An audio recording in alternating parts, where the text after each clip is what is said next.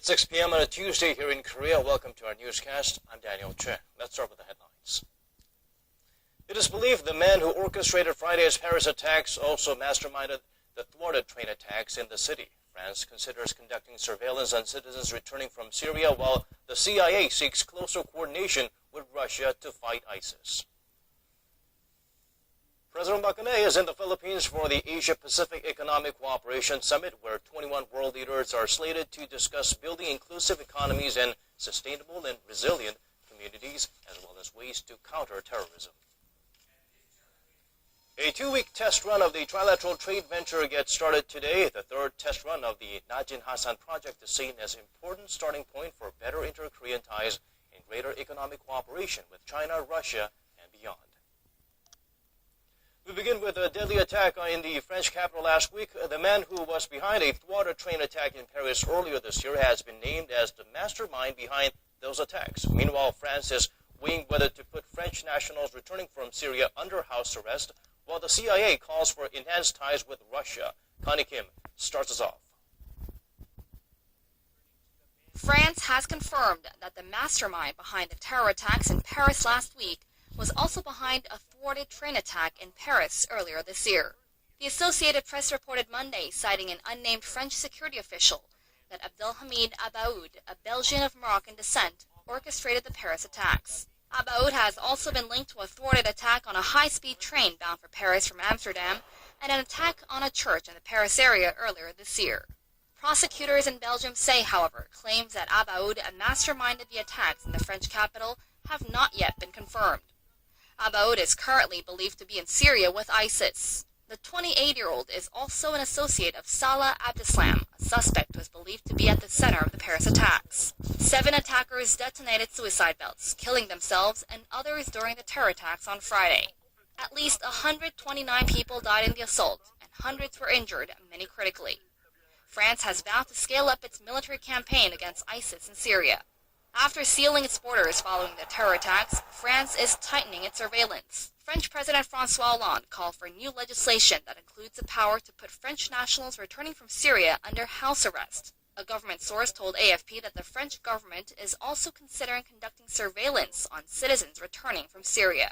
CIA Chief John Brennan said he hopes to see enhanced ties between the U.S. and Russia, saying the threat posed by ISIS calls for an unprecedented level of cooperation among the international intelligence community.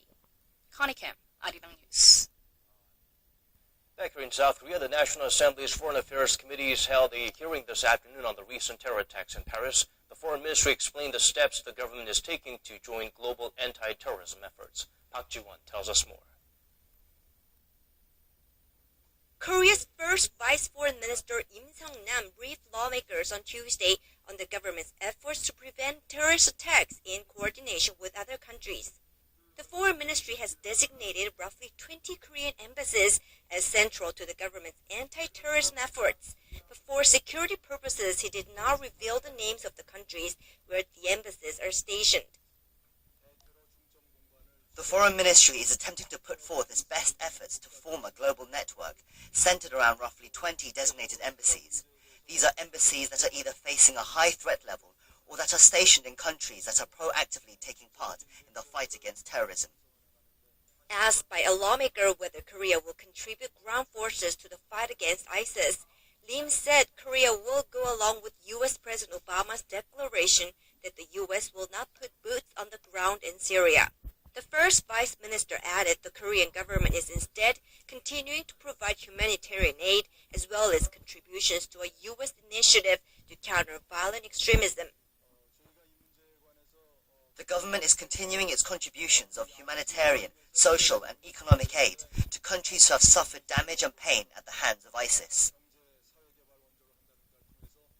Im also said a Korean teenager who joined ISIS earlier this year is presumed to be dead, according to information gathered by the ministry and the Turkish embassy, although he said that hasn't been confirmed. The Foreign Affairs Committee plans to adopt its own resolution condemning the terror attacks and vowing to support the fight against terrorism. Meanwhile, Tuesday's cabinet meeting also centered on the topic of the recent Paris terror attack. Prime Minister Hwang Kyo-won, who presided over the meeting, stressed the need to overhaul laws and regulations related to the prevention prevention of and response to any potential threats to the nation. 박지원, 아리랑 뉴스. The government and the ruling Saenuri Party have Cabinet meeting also centered on the topic of the recent Paris terror attack. Prime Minister Hwang Kyo-won, who presided over the meeting, stressed the need to overhaul laws and regulations related to the prevention of and response to any potential threats to the nation. 박지원, 아리랑 뉴스. The government and the ruling Saenuri Party have vowed to see the Korea-China FTA ratified by next week. The ruling party believes meeting the deadline would clear the way for a round of tariff reductions by the end of the year. It added it would launch a parliamentary consultative body with the government on the FTA, with the opposition, which has been calling for a special committee to address vulnerable sectors. The trade pact was signed in June but has not yet been ratified by either country. Under the deal, tariffs would be eliminated on 90% of traded goods within 20 years, starting with a list of hundreds of items.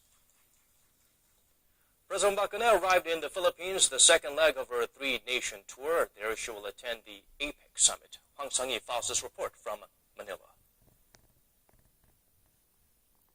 At this year's APEC summit, President Park and other Asia-Pacific leaders will work on building inclusive economies and sustainable and resilient communities.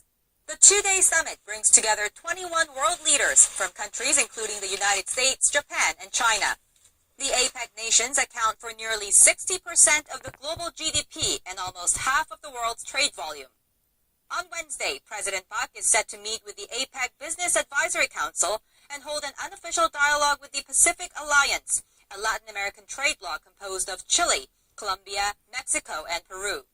The real game will be Thursday's summit, where President Park will lay out specific policy directives for inclusive growth based on South Korea's development experience. These include more support for small and mid-sized firms, human resources development, and bolstering rural communities. And as the summit comes just days after the deadly terror attacks in Paris, world leaders will also discuss ways to counter terrorism toward the construction of a sustainable economic community. The Philippines has vowed to tighten security and has closed major streets and declared the next 2 days public holidays to ensure a safe and efficient summit. President Park is expected to reiterate South Korea's willingness to counter global terrorism and call on other APEC member nations to follow suit. Hwang Sung-hee, Arirang News, Manila. And tensions are high in Manila, not just because of the heightened security level there as it hosts leaders of the 21 APEC member nations. According to our Shin Se-min, the pressure is building up as major diplomatic strategies are being discussed on the eve of the summit. Leaders from around the world are now in Manila ahead of the two-day East Asia-Pacific Economic Cooperation Summit. And already on the sidelines, there's chatter, mainly over tensions between the U.S. and China and the issue of maritime security. U.S. President Barack Obama said that he would visit the Philippine Navy's flagship, the U.S.-made Gregorio del Pilar, and will also sit down with his counterpart, Benigno Aquino, to discuss a wide range of issues, including disputes in the South China Sea and economic cooperation. Leaders of the 12-nation We're getting more details on UN Secretary General Ban Ki-moon's surprise visit to North Korea, which could be happening soon. Song Ji-sun sheds light on what may have led to this breakthrough.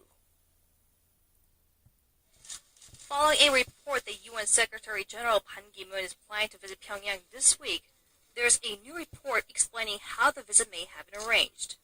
Citing a source in China, Radio Free Asia reported that Ban had made the request to North Korean Foreign Minister Lee Soo-yong while Ri was at the UN headquarters in September. Ri served as a guardian to North Korean leader Kim Jong-un while Kim was studying in Geneva.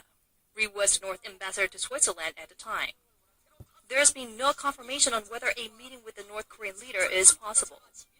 But if the two do meet, Han will likely try to bring about progress toward negotiations over the North nuclear ambitions, while Pyongyang, currently facing heavy sanctions for its nuclear tests, could use the visit to get sanctions relief. Seoul's Unification Ministry has confirmed that no documents had been submitted for Ban's visit until Tuesday. South Koreans must report to the ministry 3 days ahead of a visit to North Korea, or 10 days after their return. Ban would be only the third UN chief to visit the North, and the first in more than 2 decades.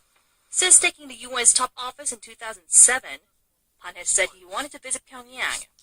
He had planned a visit to inter-Korean Kaesong Industrial Complex in May, but it was abruptly called off by the North at last minute without explanation. The former South Korean foreign minister is often tagged as a potential candidate in the next presidential election, and opinion polls have shown him as a likely favorite, although he has said on numerous occasions that, with a year until the end of his second term, he just wants to focus on his job. 송지선, 아리랑 뉴스. Now, staying with the G20 summit, and world leaders at that event in Turkey also endorsed a set of measures designed to tackle global corporate tax avoidance. The newly adopted plan seeks to oblige multinational corporations to pay tax in the country where they make profits. The move comes following public anger over reports that huge multinationals like Google, Starbucks and McDonald's hardly pay any tax because they skillfully exploit legal loopholes. Is safe. That's the conclusion the Korean government has come to following the terror attacks in Paris. Seoul has vowed to rev up efforts to better protect its nationals in Korea and abroad. Won Ji-hyun has the details. No longer a safe haven. That's how serious the Korean government raised the latest terror attacks that killed at least 120 people in Paris. Following up on the first emergency meeting held on Saturday, Seoul vowed to upgrade its protection of its nationals in the second meeting on Monday. Top officials from all relevant agencies, from the police to the presidential office, attended the session chaired by the foreign ministry. The government said terrorists exhibited new and different methods and scale in their attacks prepared articulately over a considerable period of time.